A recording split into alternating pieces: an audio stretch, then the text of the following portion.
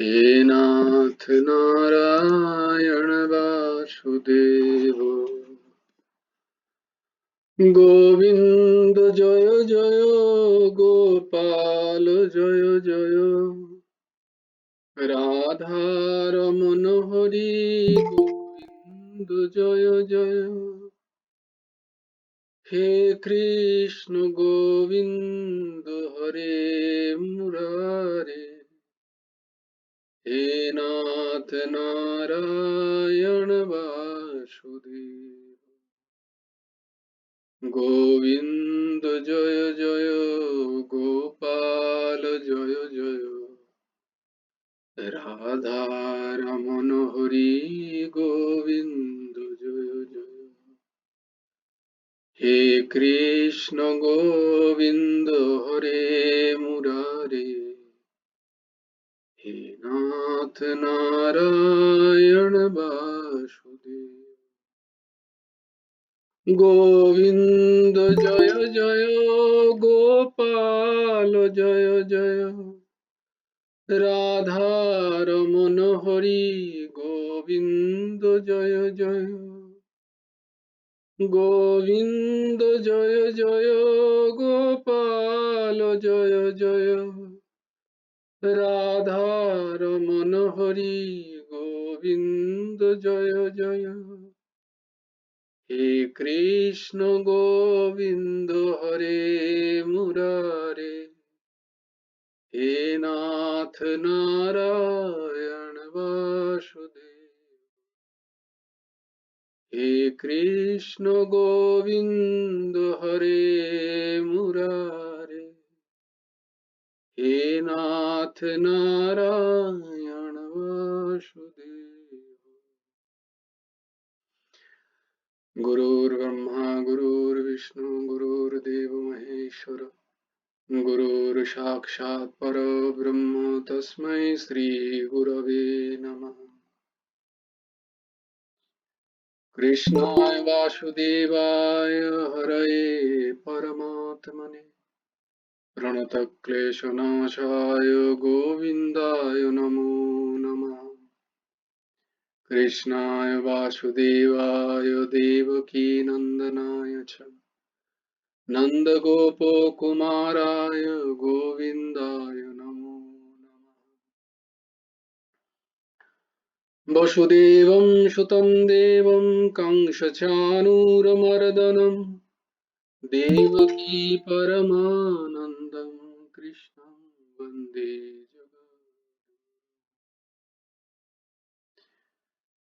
নবকুমার চতুষ্পটির আরেকটা অধ্যায়ে তোমাদেরকে স্বাগত। আজকে আমরা শ্লোকগুলো শুনবো। শর্মিলা, তুমি বলবে?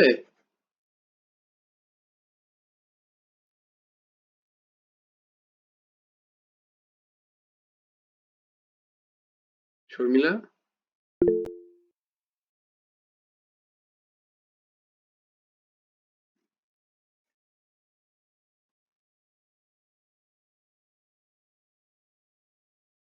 জয়গুরু, জয়গুরু রাধেশ্যাম। হ্যাঁ, জয়গুরু রাধেশ্যাম। হ্যাঁ, মা কি? তুমি বলো আজকে। আচ্ছা ঠিক আছে, না তাহলে ঠিক আছে, কন্যা কুসুম দিদি বলবে। হ্যাঁ, কন্যা কুসুম মা বল।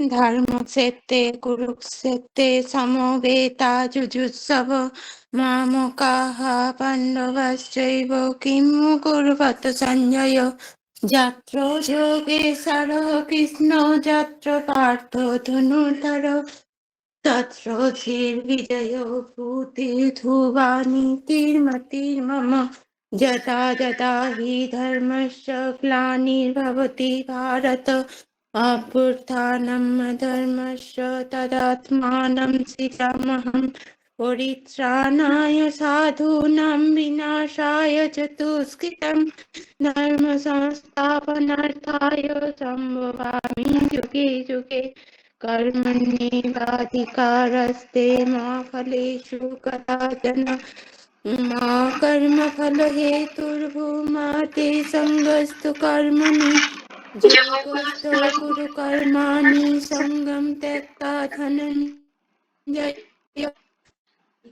सिद्धो सम्भूता समत्तं योग उच्यते विहाय कामान् सर्वान् पुमांसरति निःस्पृहो निर्ममो निरहङ्कारो स शान्तिम् अधिगच्छति तमेव शरणं गच्छ सर्वभावेन भारत तत्प्रसादात् परं शान्तिं स्थानं प्राप्स्यसि शाश्वतम् तद्विद्धि प्रणिपातेन परिपोषणेन सेवया उपदिक्षन्ति ते ज्ञानं ज्ञानिनः तत्त्वदर्शिनः श्रद्धावान् लभते ज्ञानं तत्परो संयतेन्द्रियो ज्ञानं लब्ध्वा परं शान्तिम् अचिरेणाधिगच्छति कार्पण्यदोषो अपहतो स्वभावो पृच्छामि त्वां धर्मसंरक्षेताः यच्छ्रेयसन्निश्चितं ब्रूहि तन्मे शिष्यस्तेऽहं साधिमां त्वां प्रपन्नं सर्वधर्मान् परित्याज्य मामेकं शरणं व्रज अहं त्वां सर्वपापेभ्यो मोक्षयिष्यामि मा शुचः चञ्चलं हि मनः कृष्ण प्रमाथि बलवत्तिरं तस्याहं निग्रहं मन्ये वायुरिव सुदुष्करम् असंशयं महाबाहो मनो दुर्निग्रहं चलम् अभ्यासेन तु कौन्तेय वैराग्येन च गृह्यते पत्रं पुष्पं फलं तोयं जो मे भक्ता प्रयच्छति तदहं भक्तप्रोहितम् अश्नामि प्रयतात्मनः यत् करोसि यदश्नासि यज्जुहोसि तदासि यत् तपस्यासि कौन्तेय तत् कुरुष्व मदार्पणम् काकू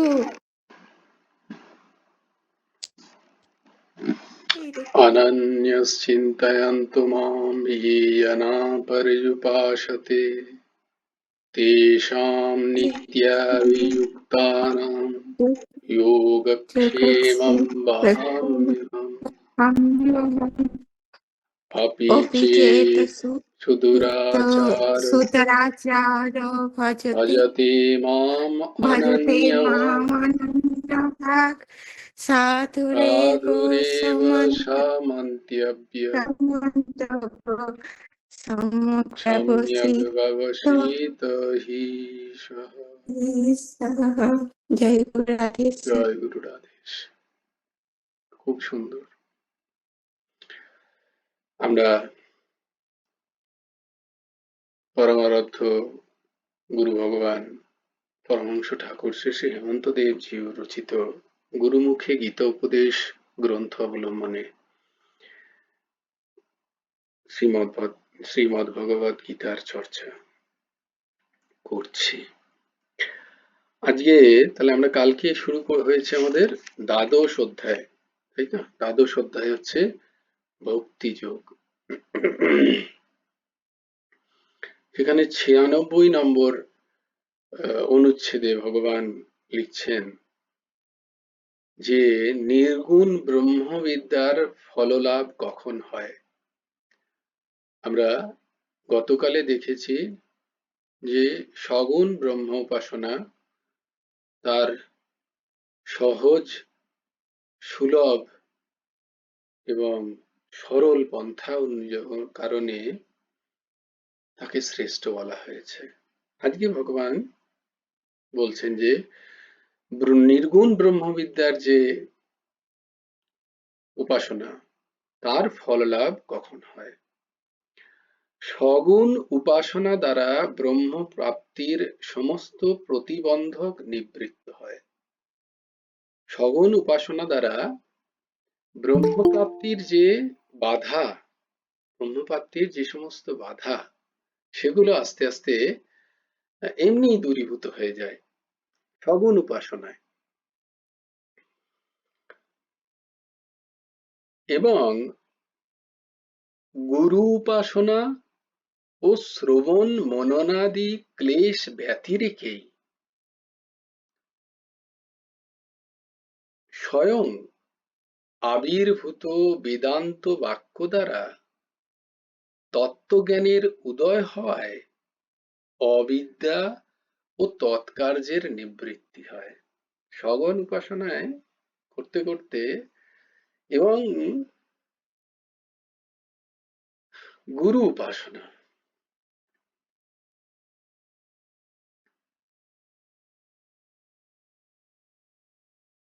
গুরু উপাসনা অতি প্রয়োজন। গুরু উপাসনা বিনা ভগবত তত্ত্ব, ভগবত প্রেম এ প্রাপ্তি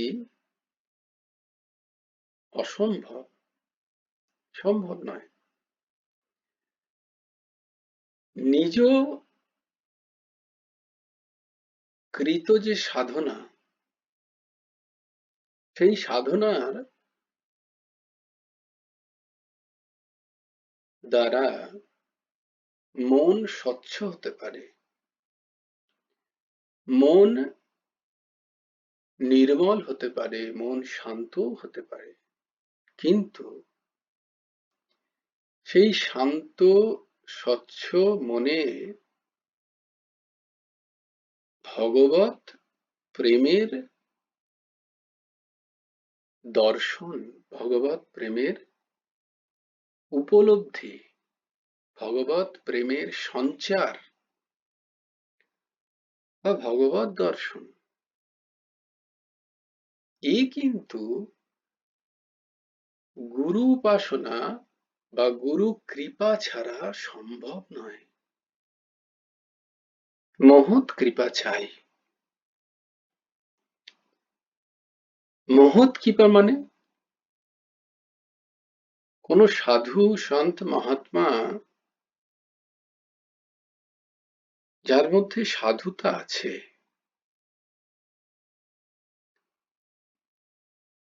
অনপেক্ষম মুনিম শান্তা নির্বৈরী সমদর্শিনা।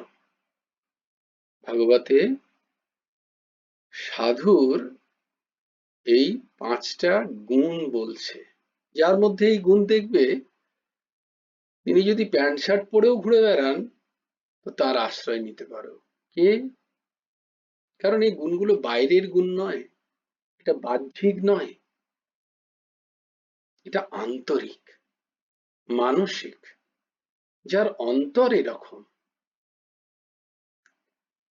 কি বলছে না? অনপেক্ষ। প্রথম কি না? অনপেক্ষ। সে কারোর কাছে কোনো কিছুর অপেক্ষা করে না, তার কোনো কিছুর প্রয়োজন নেই,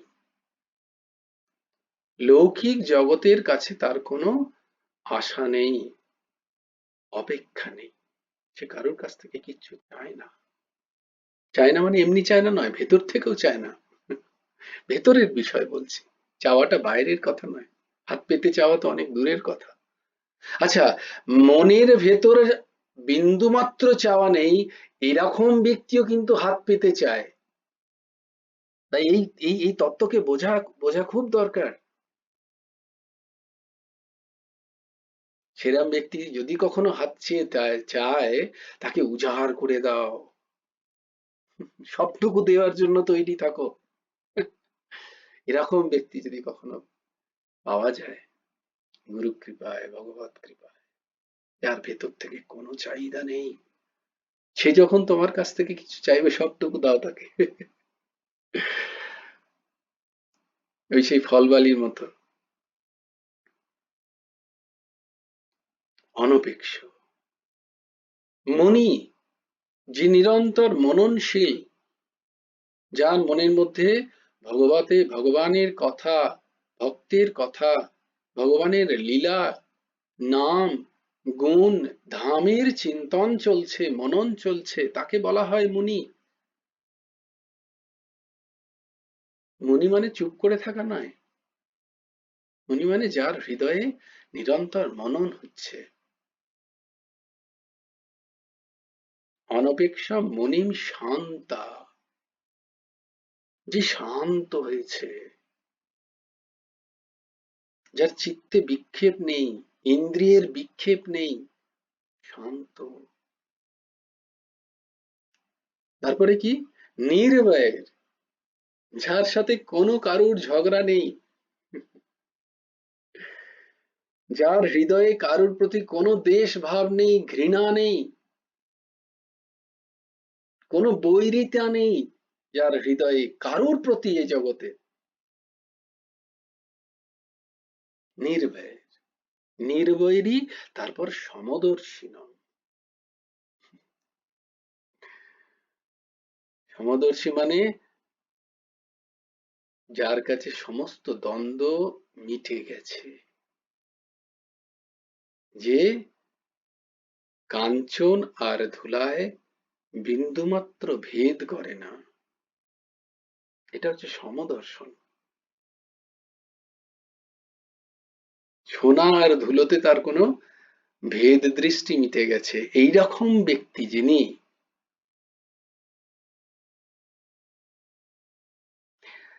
তারও প্রতি গুরু ভাবনা চাই।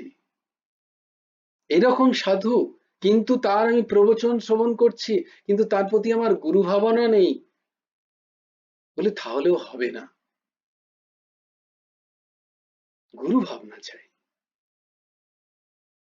তদ্বিদ্ধি প্রণিপাতেন পরিপ্রশ্নেন সেবয়া। যার প্রতি প্রণিপাত হওয়া যায় এবং তাকে সেবা মানে সন্তুষ্ট, সেবা মানে তার মানসিক শান্তি বিধান আমার আচরণে, সেটি করে তারপর যখন প্রশ্ন করা হয় বা মনের মধ্যে যদি সেই প্রশ্ন নিয়ে তার কাছে হাজির হওয়া যায় গুরুবুদ্ধি নিয়ে, তাহলে প্রশ্নের সমাধান তৎক্ষণাৎ হয়, না জিজ্ঞেস করলেও সমাধান হয়। তাই গুরু বুদ্ধি চাই, গুরু উপাসনা চাই, গুরু বুদ্ধি নিয়ে শ্রবণ করতে হয়। তখন বেদান্তের যে কথা,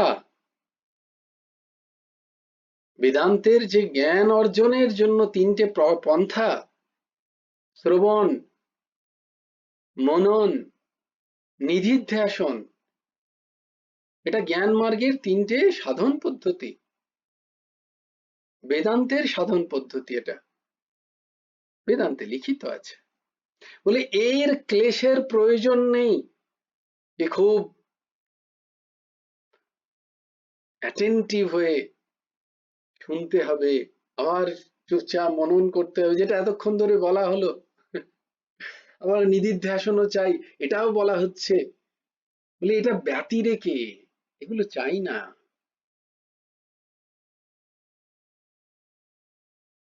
স্বয়ং আবির্ভূত বেদান্তের বাক্যগুলো তত্ত্বজ্ঞানের উদয় হয় সেই গুরু উপাসকের হৃদয়ে।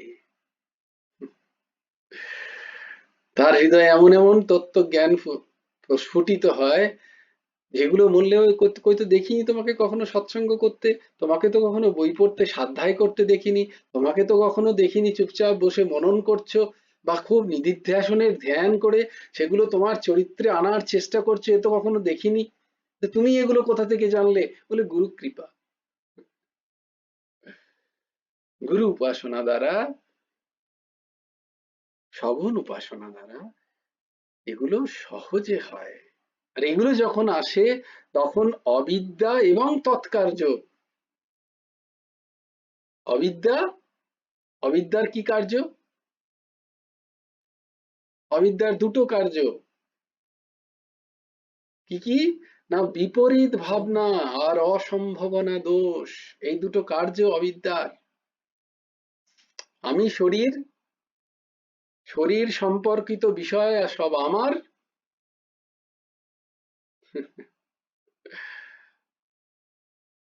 অহম আর মম, এটা হচ্ছে অবিদ্যার কাজ। এই অহম এবং মম, অহম মানে এই শরীর আমি, এটা আমার অহংকার, আর এই শরীরের সাথে সম্পর্কযুক্ত যা কিছু তার প্রতি মম বুদ্ধি, আমার বুদ্ধি, এইটা অবিদ্যার কাজ। আর এর ফলেই কি হয়? দুটো দোষ উৎপন্ন হয়। এই দুটো দোষ কি না? অসম্ভাবনা এবং বিপরীত ভাবনা। আমি তো শরীর, রক্ত মাংসের শরীর, আর ভগবান তো চিন্ময়, দিব্যাতি দিব্য তিনি। আমি তার কি করে হতে পারি? আমার এই রক্ত মাংসের শরীর যাদের যাদের, আমি তাদের হতে পারি, সংসারের হতে পারি। এটা হচ্ছে জন্মাচ্ছে, এও শেষ হয়ে যাবে, আমি তাদের। অবিদ্যা দোষ। আমি ভগবানের হতে পারি না।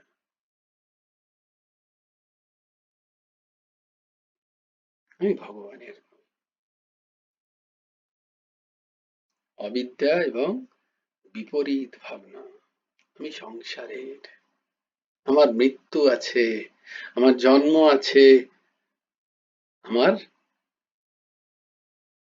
বাড়া আছে, আমি আস্তে আস্তে বৃদ্ধ হই, আমার জড়া আছে, আমার মৃত্যু আছে। বিপরীত ভাবনা।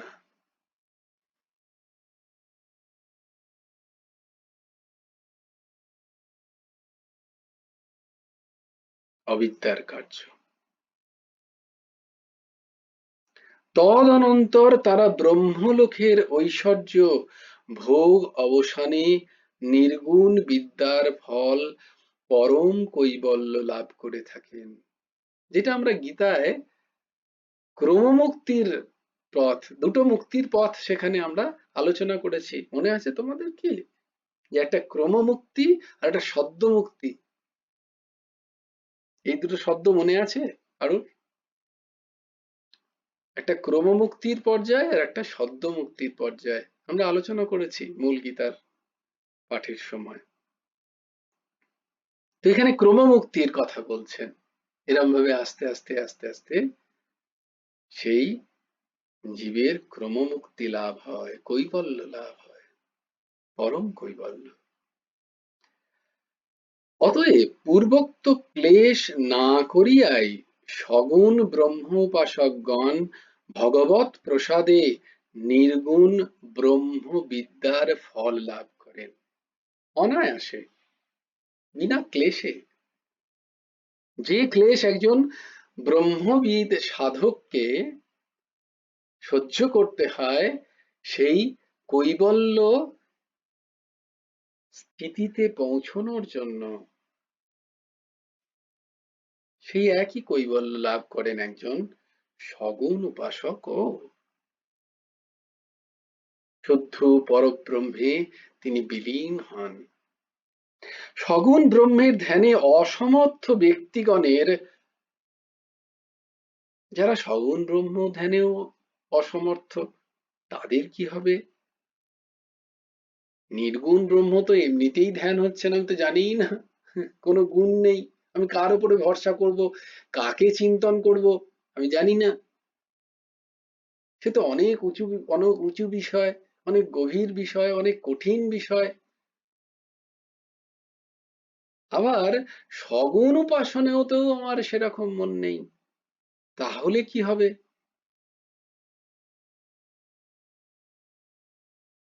আমি আমার আমার চোখ বুঝলেই আমার সব অন্য অন্য কথা মনে পড়ছে, অন্য অন্য বিষয় চিন্তন আসছে।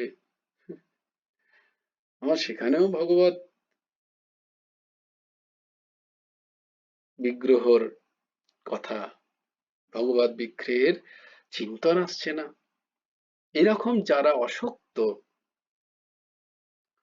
এই দাসের মতো, তাদের জন্য বলছেন গুরুদেব এখানে পন্থা বলে দিচ্ছেন শ্রীকৃষ্ণ। তারা কি করবে না, প্রথমে বাহ্য প্রতিমা দিতে ভগবানের ধ্যান অভ্যাস করবে। যে বাহ্য প্রতিমা আমরা দেখছি,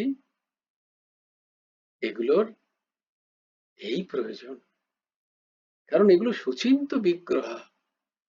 এগুলো কোনো না কোনো সাধক তাদের চিত্তে ভগবান এইভাবে দর্শন দিয়েছেন, তাই আজকে তারা এই রূপে উপাস্য আমাদের কাছে। তাই তাদের প্রতিমা আদি, এই যে বাহ্য প্রতিমা আদিকে মনে করে করে ভগবানের ধ্যান করতে হয়। যদি ভগবানের স্থিরভাবে চিত্ত সমাহিত করতে না পারা যায়, তবে কোনো প্রতিমা দিতে কোনো প্রতিমা আমি সেখানে বসিয়ে অভ্যাস যোগ দ্বারা বারবার সেই প্রতিমার কথা চিন্তন করা, সেই ভগবানের সেই অপরূপ রূপকে বারবার অবলোকন করা, বারবার দেখা, দেখে চোখ বন্ধ করে দেখার চেষ্টা করা। ভগবান গুরুদেব বলছেন যে চিত্তের পুনঃ পুনঃ, বারবার। আমি তো ভুলে যাবই, আমার তো চিত্ত চঞ্চল, তাই কি করো, বারবার দেখো, বারবার দেখো, দেখতে দেখতে সেটাকে হৃদয়ে আস্তে আস্তে তাকে স্থান দাও। পুনঃ পুনঃ স্থাপন রূপ, তাকে স্থাপন করতে হবে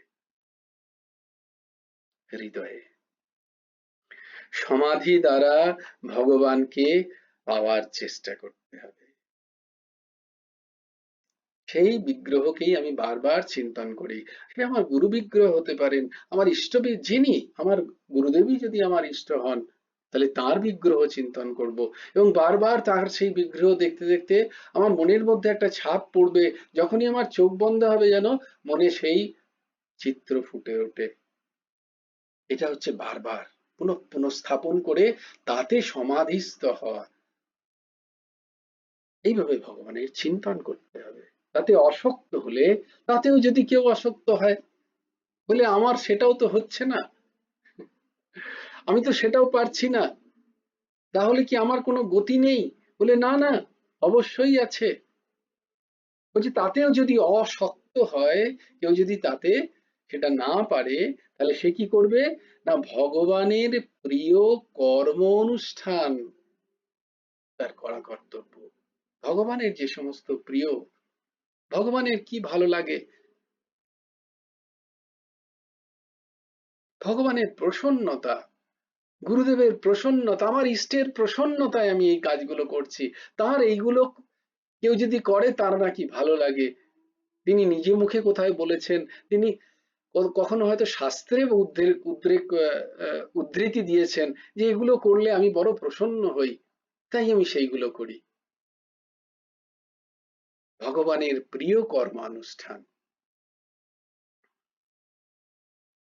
গুরুদেব এখানে ভগবানের প্রিয় কর্ম অনুষ্ঠান কতগুলো বলে দিচ্ছেন। তোমরা পারলে নোট করে নাও খুব সুন্দর করে, আর যারা যারা না করো তারা অবশ্যই করবে। এই কর্ম অনুষ্ঠান করা উচিত। প্রথমেই যেটা নাম দিচ্ছেন সেটা একাদশীর কথা বলছেন গুরু ভগবান। একাদশী সবার পালন করা উচিত, নারী পুরুষ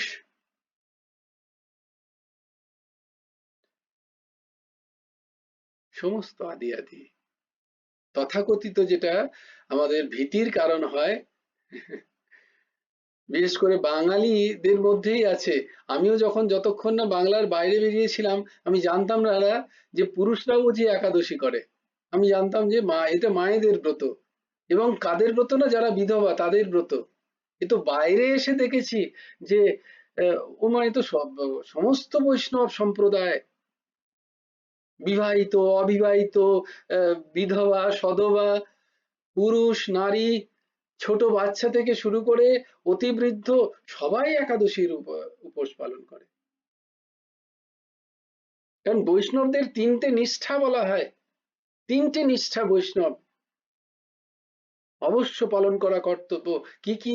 একাদশী নিষ্ঠা, তুলসী নিষ্ঠা এবং নাম নিষ্ঠা। এই তিনটে নিষ্ঠা আছে বৈষ্ণবদের। তুমি যদি নিজেকে মনে করো যে আমি বৈষ্ণব পন্থায় দীক্ষিত, তাহলে এই তিনটে নিষ্ঠা রাখা প্রয়োজন। আর একাদশী তো সনাতনী পরম্পরা অনুসরণ করা যে কোনো সবার একাদশী পালন করা কর্তব্য। সেদিনই মহারাজ বলছিলেন যে গুরু ভগবান বলতেন যে এই একাদশীটা না বাংলায় বেশি বলো না, বারবার সবাই ভয় খেয়ে যাবে, তাই জন্য হরিবাসর বলো, হরিবাসর। একাদশী বলতে হবে না, বলবে হরিবাসর করবে। ওই দিনে একটু ভাতটা না খেলেই হবে। এটুকু পারবে না?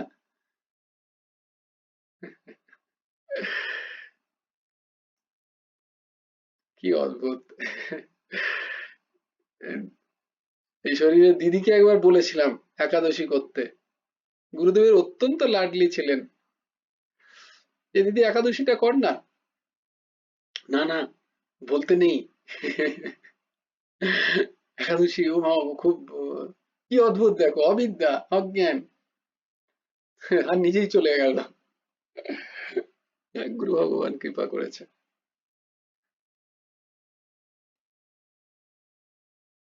একাদশী করতে হয়, রীতি, উপবাস। কি বলছেন? একাদশীর উপবাস। উপবাস মানে ফাস্টিং নয়। উপবাস মানে কিছু খাওয়া, না খাওয়াকে উপবাস বলে না।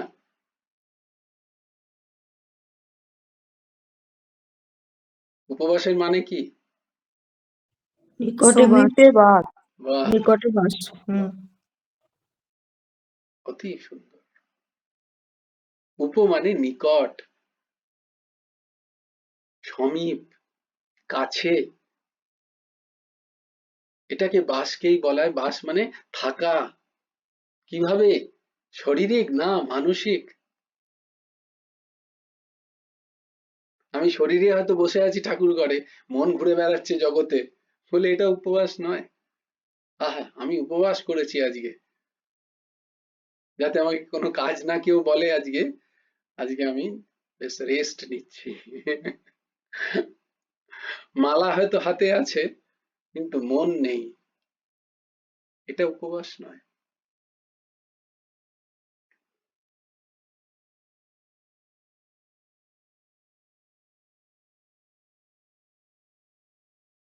কাছে বাস, সমীপে বাস। একাদশীর উপবাস প্রত্যেকে করো, আমি বলছি না। গুরু ভগবান বলছেন। আমি তোমাদের খালি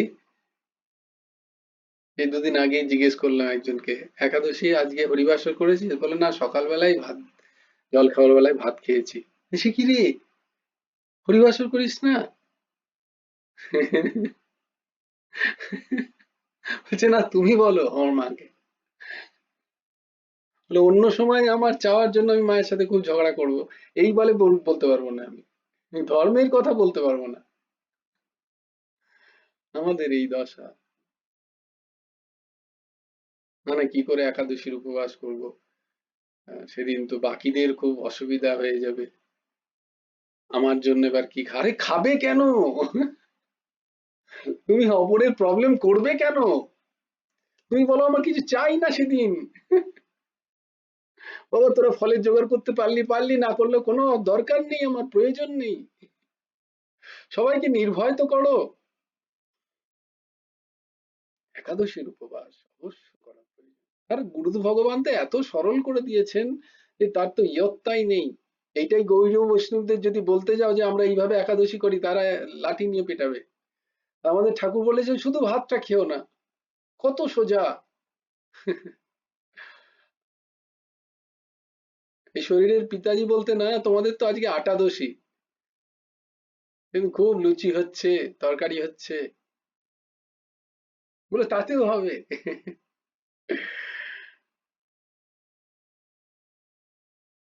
একটা দিন আমরা ভাত না খেয়ে থাকতে পারি না?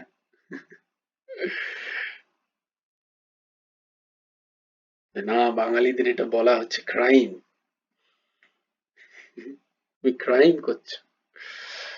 তো তারপরে কি ভগবান বলছেন না, ব্রত, বিভিন্ন ব্রত আদি করো। গুরু ভগবান যদি তোমাকে সেই ব্রতগুলো থেকে নিস্তার দিয়েছেন, তাহলে করো না, না হলে করা ভালো। যা যা শাস্ত্রে ব্রত আছে সেগুলোকে অবশ্য সঠিকভাবে, সুন্দর করে, যেমনটা আছে ঠিক তেমনটি করে। পূজা আদি প্রত্যেক দিনের পূজা অর্চনা, পরিচর্যা, পরিচর্যার খুব প্রয়োজন। আর পঞ্চম স্থানে তিনি বলছেন নাম সংকীর্তন। নাম সংকীর্তন কে কে করো প্রত্যেক দিন? হাততালি দিয়ে নাম সংকীর্তন করতে বলেছে এই দাস। কন্যা কুসুম মা হাত তুলেছে, আমার বাহ, শুক্লাদি হাত তুলেছে, পম্পমা করে, সুপর্ণাদি করে। সংকীর্তন নয়, কীর্তন করি আর কি, কীর্তন। কাকে তো আর পাবো, ভগবানের সামনে কীর্তন করি, আর কাউকে তো পাই না, একা একাই করি। তুমি বলেছো সংকীর্তন মানে আরো কাউকে নিয়ে আর কি।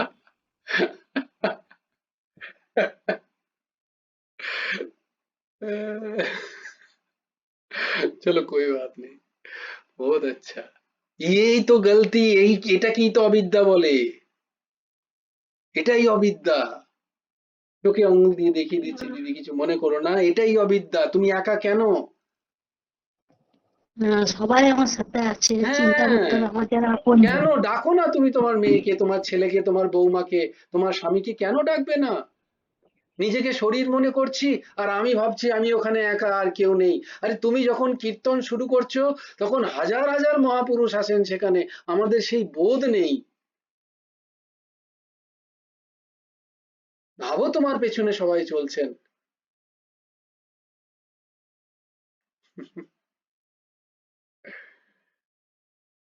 আমার বোধ যে আমি একা করছি, বাকি আর কেউ নেই আমার সাথে, একা হয়ে গেছি আমি। অবিদ্যা, অজ্ঞান। তুমি সংকীর্তন করছো, তোমার পাশে দাঁড়িয়ে গুরুদেব সংকীর্তন করছে তোমার সাথে, কারণ গুরুদেব করছেন বলেই তোমার মনের মধ্যে সংকীর্তন করার ভাব জেগেছে। এই ভাব কেন আসবে না?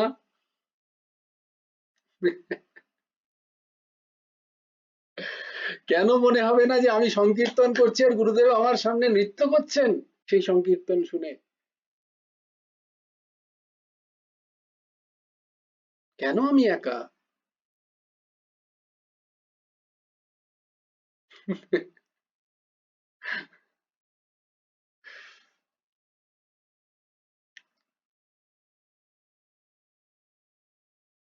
এই ভাবনা চাই, ভাবনা চাই। তাই সংকীর্তন, নাম সংকীর্তনম ইয়স্য সর্ব পাপ প্রণাশনম প্রণমো দুঃখ শমনঃ ত্বং নমামি হরিম পরম। শ্রীমদ্ ভাগবতের অন্তিম শ্লোক, নাম সংকীর্তনম ইয়স্য।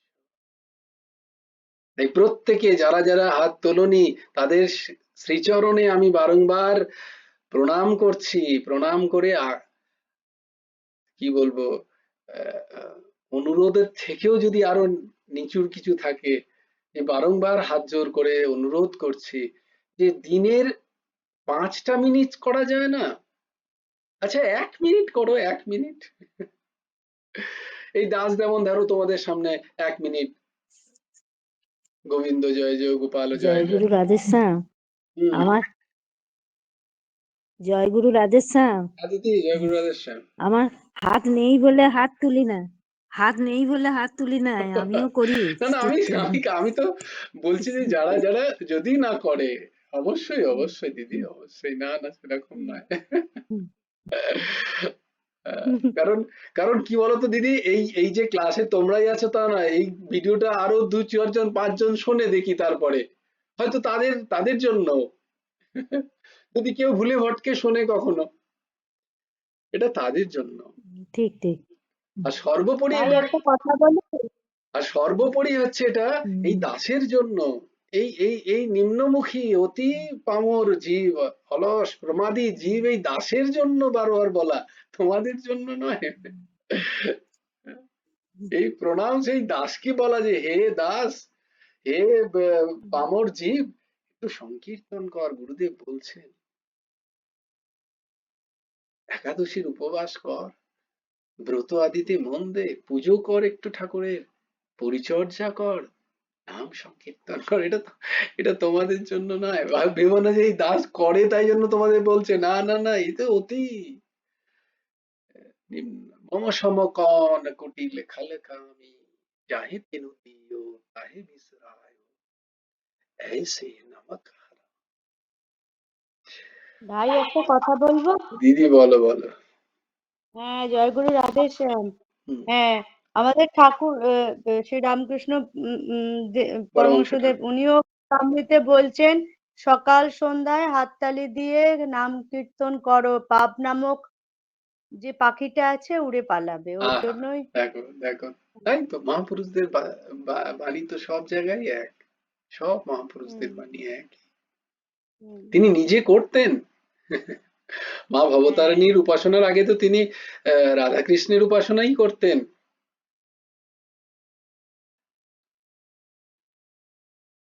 যোগ যেহেতু আহ, সে নয়, পরে চর্চা হবে।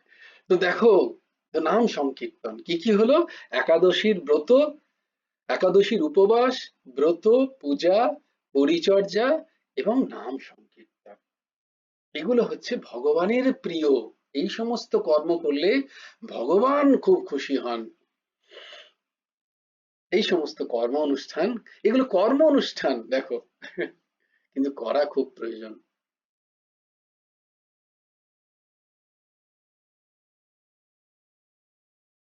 শুক্লাদি,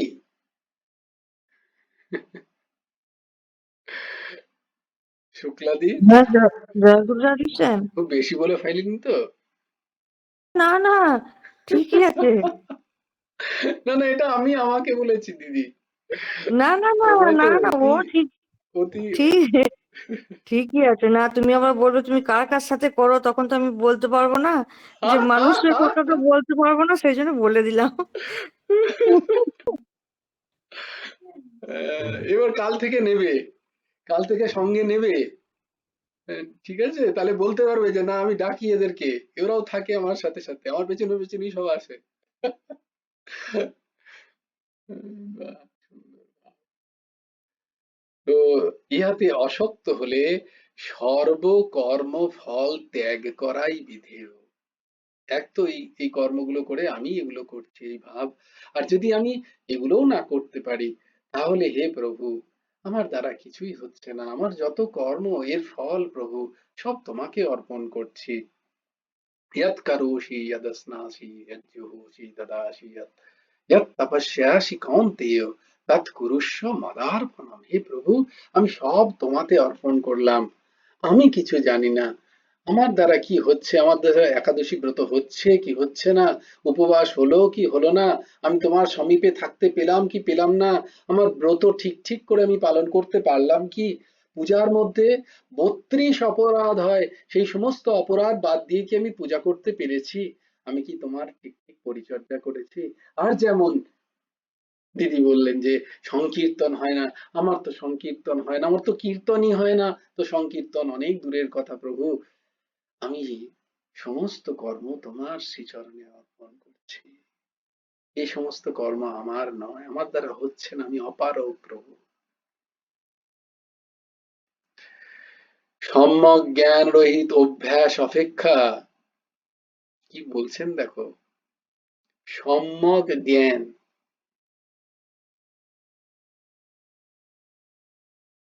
যথার্থ জ্ঞান হয়নি, অথচ আমি কোনো না কোনো একটি পথকে অনুসরণ করছি, অভ্যাস করছি, সেই পথের আমার জ্ঞান নেই, বলে এর থেকে যুক্তির সহিত উপদেশ পূর্বক যে জ্ঞান, কোথাও আমি উপদেশ শ্রবণ করেছি কোনো গুরু মুখে, ব্যাস সেইটাকেই আমি ধরে নিয়েছি। গুরু ভগবান বলছেন যে সম্যক জ্ঞান রহিত অভ্যাস অপেক্ষা যুক্তি সহিত উপদেশ পূর্বক জ্ঞান শ্রেষ্ঠ। কোন মহাপুরুষের মুখনিসৃত কোন উপদেশকে আমি ধারণ করে নিয়েছি, আর যদি নিজের গুরুদেব থাকেন তাহলে তো তাঁরই উপদেশ সর্বশ্রেষ্ঠ। তখন আর যতই মনোলোভ, মনো লোভকারী হোক না কেন, অন্য অন্য মহাপুরুষদের উপদেশ গ্রহণ করতে নেই, আগে গুরু উপদেশ। আমার গুরুদেব বলছেন কিনা, হ্যাঁ, অন্য কোনো মহাপুরুষের উপদেশ যদি আমার গুরুদেবের সাথে মিলে যায় অবশ্য গ্রহণ, অবশ্য গ্রাহ্য, কিন্তু গুরু উপদেশ সর্বোপরি। সেইরূপ জ্ঞান অপেক্ষা ধ্যান শ্রেষ্ঠ, ধ্যান অপেক্ষা কর্মফল ত্যাগ শ্রেষ্ঠ, তাদৃশ্য কর্মফল ত্যাগের সঙ্গে সঙ্গেই সংসারে শান্তি উৎপন্ন হয়। তাহলে শান্তি আসছে না আমার মনের মধ্যে, আমার আমার সংসারে শান্তি নেই, এর কারণ কি? উল্টো, উল্টো যদি ভাবা যায়, কারণ হচ্ছে আমি কর্মফলের ত্যাগ, আমি কর্মফলের ত্যাগ করতে পারিনি, আমি কর্মগুলোকে সব আমার কর্তৃত্বপরতায় নিয়ে রেখেছি, আমি কর্মফলগুলোকে ভগবানের শ্রীচরণে অর্পণ করতে পারিনি, তাই আমার শান্তিও দূরস্ত হয়ে যাচ্ছে। কেন, সূত্র তো এটাই, তাদৃশ্য কর্মফলের ত্যাগের সঙ্গে সঙ্গেই সংসারে শান্তি উৎপন্ন হয়। গীতা ভগবানও তাই বলছেন, তাই না? তোমরা শ্লোক বলো, কোন শ্লোক বলো? বিহায় কামান ইয়ঃ সর্বান পুমাংশ্চরতি নিস্পৃহ নির্মম নিরঅহংকার স শান্তিম অধিগচ্ছতি। বলছো কি না? বিহায় কামান, আর একটাতে নয়, সর্বান পুমাংশ্চরতি নিস্পৃহ, কোন স্পৃহা নেই, নির্মম,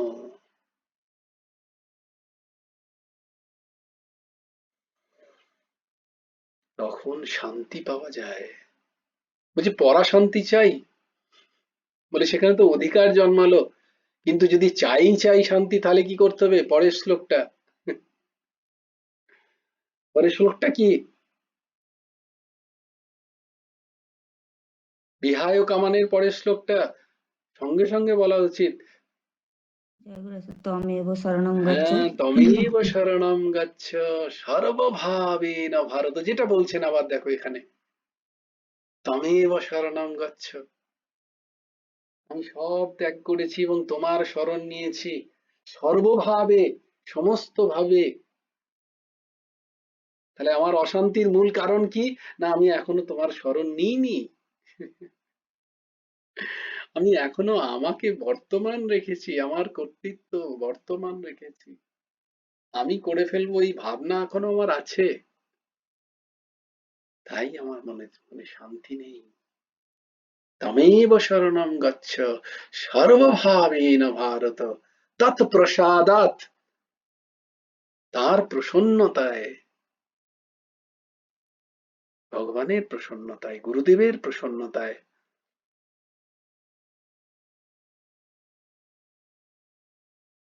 পরাম শান্তি, পরা শান্তি লাভ হয়। সর্বকাম ত্যাগের ফলই কর্মফল ত্যাগের ফল বলে প্রশংসা করা হয়েছে মাত্র। সমস্ত কর্মের, সমস্ত কাম, এই ত্যাগও কর্মফলের ত্যাগের মধ্যেই এসে যায়। যেমন অগস্ত্য সমুদ্র শোষণ করেছিলেন এবং ব্রাহ্মণ পরশুরাম পৃথিবী নিক্ষত্রিয় করেছিলেন, এই জন্য তজ্জাতীয় আধুনিক ব্রাহ্মণগণ সেই সেই কার্যে অসমর্থ হলেও অপরিমেয় পরাক্রমশালী বলে কীর্তিত হয়ে থাকেন। বস্তুতঃ কর্মফল ত্যাগ দ্বারা পরম কৈবল্য লাভ হইতে পারে না। শুধু কর্মফলের ত্যাগের দ্বারা কৈবল্য লাভ সম্ভব নয়, মুক্তি সম্ভব নয়। মুক্তি তো জ্ঞান দ্বারাই হবে, কিন্তু এটা পন্থা। যেহেতু আমি অশক্ত, আমি পারছি না করতে, তাহলে আমি কি এগোতে পারবো না? আমার কি কোনো রাস্তা নেই? সেই রাস্তা,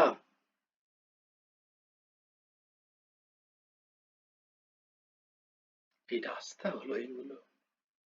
সর্বোপরি রাস্তা জ্ঞান বা প্রেম ভগবানের প্রতি।